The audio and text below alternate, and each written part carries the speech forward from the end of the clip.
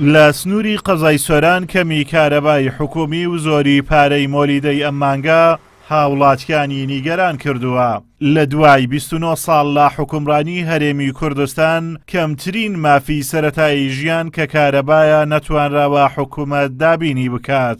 بۆ مانجی تەمووز 14 کاتژمێر کارەبای حکومی دراوە بە هاوڵاتیان، لە بەرامبەر ئەوەشدا مۆلیدە ئەهلیەکان کاتژمێرەکانی تری کارەبایان پڕ کردوتەوە. لە بەرامبەر ئەم پێدانی کارەبایشدا بۆ هەر ئەمپێرێک 10,000 دینار لە هاوڵاتیان وەرگیراوە. ئەمەش نیگەرانی و ناڕەزایەتی هاوڵاتیانی لێکەوتۆتەوە.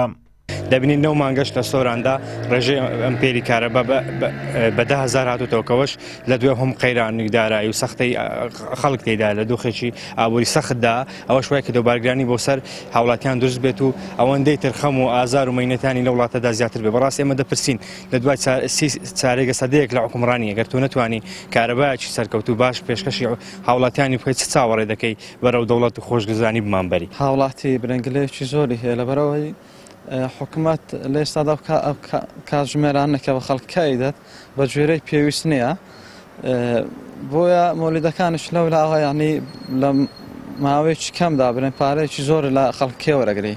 ئیدی لە کاتێکدا هەر بەرپرسانش یعنی خۆیان ناڵێن ئەمە کارەبا ئەفرۆشین بە عێراق و ئەدی لە کاتێکدا کارەباکە لۆ هەرێمەکەی خۆت تاو نەبێت نەیدی لۆ ئیفرۆشی. بەڕاستی ئەو پارەی کە دیارەکە ئەو بۆ نرخی مۆلدەکان نرخی هەر ئەمپێرێک 10,000 دینارە حکوومەت ڕەچاوی هاوڵاتی نەکردیا، ڕەچاوی قەیرانی دارایی نەکردیا، هەر ڕەچاوی ئەوەی کردیا بۆ ئەوەی خاوەن مۆلیدەکان زەرەر نەکەن و ئەوانەی شەریکن لەگەڵ خاوەن مۆلیدەکان زەرەر نەکەن و بەخۆشی کە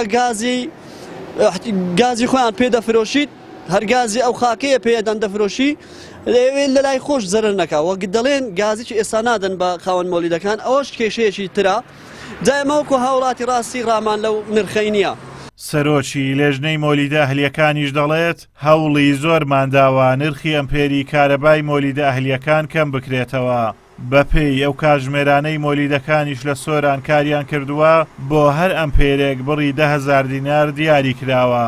طبعا مانجی حەوت 31 ڕۆژە 31 ڕۆژ ضربی 9 ساعت و 14 خولەک ئەکاتە 287 کاتژمێر بۆ هەر کاتژمێرێک لەلایەن لێژنەی باڵای پارێزگای هەولێرەوە 35 دینار پوینت 25 دانراوە بۆ هەر کاتژمێرێک کەواتە 9.16 خولەک ضربی 31 ڕۆژ ضربی 35.25 دینار دەکاتە 10,116 دینار.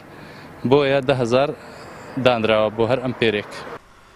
خاوەن مۆلیدە ئەهلیەکان ئاماژە بەوە دەکەن بۆ کەمکردنەوەی نرخی پارەی ئەمپێرەکان داواکارن لە حکوومەت سوتەمەنیان بۆ دابین بکات بۆ ئەوەی ئەوانیش نرخەکان کەم بکەنەوە.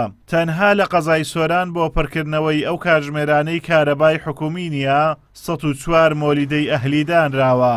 حکوومەت و هاوڵاتیانیش پشت بەو کارەبایە دەبەستن کە ئەوان بەرهەمی دەهێنن. ئازاد ئۆمەراوی کەناڵی ئاسمانی پەیام، قەزای سۆران.